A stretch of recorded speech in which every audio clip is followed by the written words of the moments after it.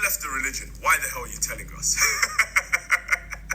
Why are you posting an 8-part series as if it has been sponsored by Netflix, publicizing to the world that you're no longer a part of this group?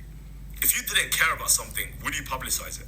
It is the same as a guy going out with his first baddie, his first beautiful woman, and it doesn't work out for whatever reason. And every day from that day onwards, he keeps talking about her. Yeah, I used to go out with her once upon a time.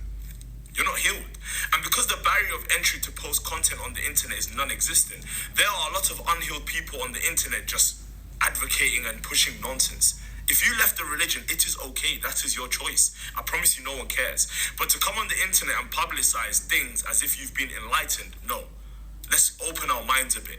Unhealed person with a mic, think they are empowering themselves, but they need time off the internet. All I'm saying is, if you didn't care about it, if religion didn't mean anything to you, you wouldn't be on the internet telling the whole world. Just say it.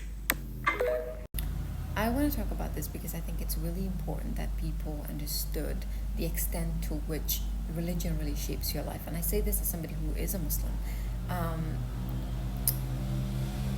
I find it to be a bit disingenuous and inaccurate in a sense to equate religion to a relationship. You really cannot, right? Because this is something that, religion is something that has existed for millennia. And even its spread of it, we cannot say it was just dandy, it was just roses and everything. It was pretty brutal. The spread of religion, and specifically Islam in this instance, was very, very brutal.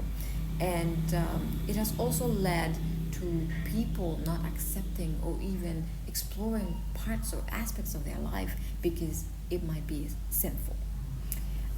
Like for example, for me, right, I'm somebody who gets nightmares a lot. I started getting nightmares when I was a kid, and I got nightmares after learning about hell when I was young, right? And to this day, my idea of,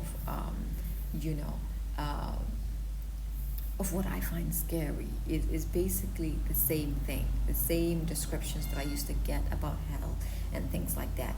And I'm not just saying that to be like, because I have nightmares, that's why Islam. No. Every aspect of your life requires your permission, or requires you to seek permission from, the religion that you're practicing, so you can know how to, go about your day, how to basically come across to people, to things. And it's not easy to tell people to just like, oh, you left Islam, okay, bye, don't come back, you know what I mean? Despite the fact that we also do know that there is a capital punishment for people who do live the religion as well. We have to be very honest about the things that we do spread. I'm sorry, but we really do have to be very honest about the things that we do spread. I remember when I was very young, because when I was pre-teen years, there were times where I was becoming more religious. And as a result, I was basically, seeking ways to be more Muslim, or to do the right thing. I would either consult the Quran, look for hadiths during my previous time, any fiqh, sirah, anything,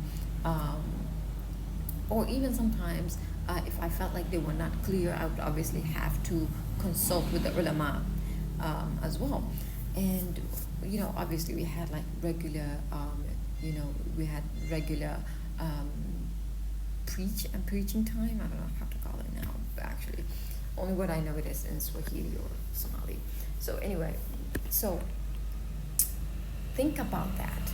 Think about if your local or your family members want to perhaps get debt from somebody, they have to kind of know how to go about it as well by consulting the teachings of Islam, right?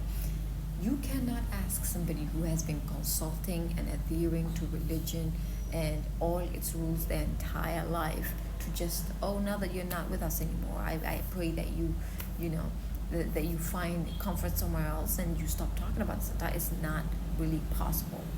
It's not a good example as well, and I don't think we're being fair to people who are not practicing the religion by asking them to just like forsake it and never speak about it ever again. I don't think it's fair. religion is very, very pervasive. It goes into every aspect of your life. It, you know, dictates how you live your life. And as a result, you cannot tell somebody that has been adherent to the rules and been, following the religion to just like, oh, leave the religion, never talk about it again. People have an aspect, or like they also have like feelings of mourning a religion.